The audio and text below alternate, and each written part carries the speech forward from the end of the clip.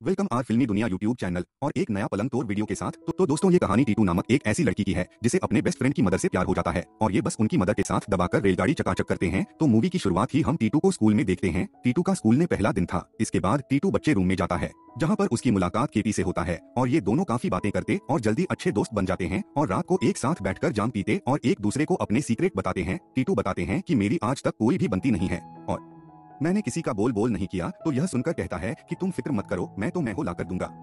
तुम बोलकर बिना किसी बात के दो लड़कियों के साथ टीटू को लेकर बाहर जाते हैं ताकि टीटू भी जन्नत की सैर कर सके।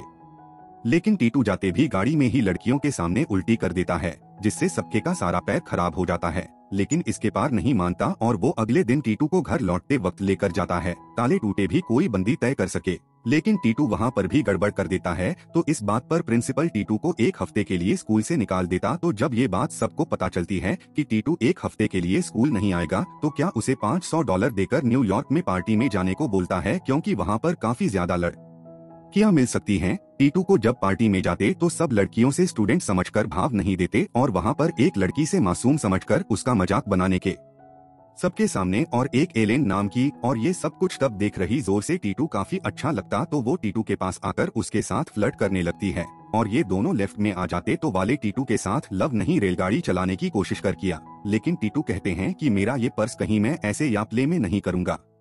ये दोनों एक होटल रूम में आ जाते और दिमाग रगड़ा लगाते और दूसरी तरफ के टीटू की वजह से काफी परेशान हो रहा था क्योंकि टीटू को प्रिंसिपल ने एक हफ्ते की छुट्टी दी थी और एक हफ्ता पूरा होने ही वाला था तो उसके बच्चे ढूंढने के लिए जाने वाला होता।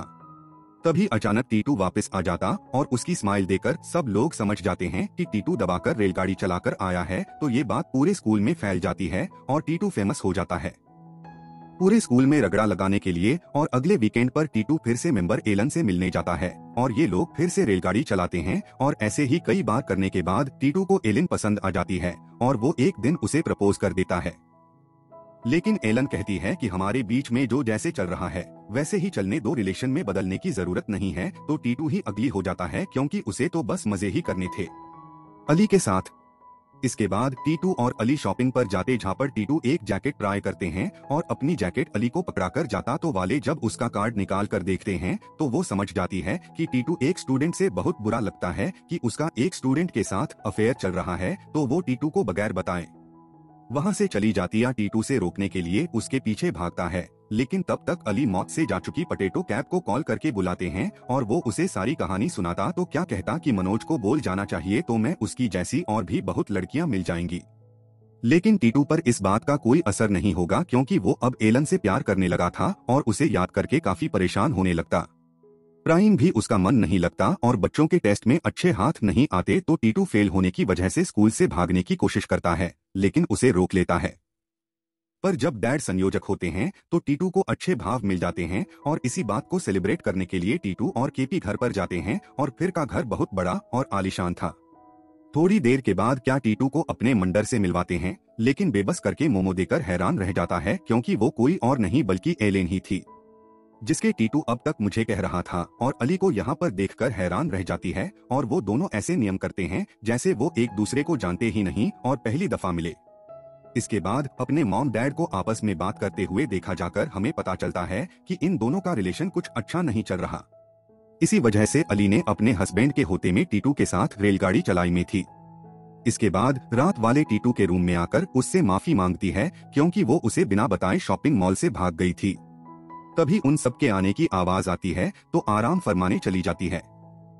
ब्रदर्स के अपने डैडी जॉन की बोतल चुरा कर लाया था जो वो टीटू पिता पीने वाला था और वो दोनों साथ में पीते हैं और अगले दिन होटल में वापस आ जाते हैं क्योंकि वीकेंड खत्म हो चुका था। इसके बाद एक स्टूडेंट प्रिंसिपल के साथ यामी को बात करते भी देखते हैं और वो अलग डेट पर किसी मोटिवेशन के बारे में बात कर रहे थे तो वो सीधे जाकर बबीता को बताते हैं तो सब थोड़े हैरान रह जाते हैं।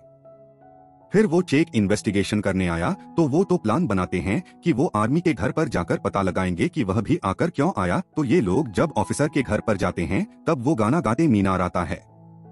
तब ये लड़के को पता चलता है कि ये आदमी एक ऐसी भी ऑफिसर है और ये पता चलते ही ये लोग यहाँ से भाग जाते हैं और यकीन हो जाता है कि वो ऑफिसर यहाँ पर ड्रग्स के बारे में पता करने ही आया है। तो ये लोग मेहनत से जमा किए हुए नशे बाथरूम में फ्लैश कर देते हैं और छोटे बच्चे को बताते हैं कि मैं कुछ दिनों के लिए होटल से बाय होटल में रहने जा रहा हूँ क्योंकि मैं कुछ दिन अकेला रहना चाहता हूँ, और बास्केट का होटल का नाम रूम नंबर भी बता देते हैं।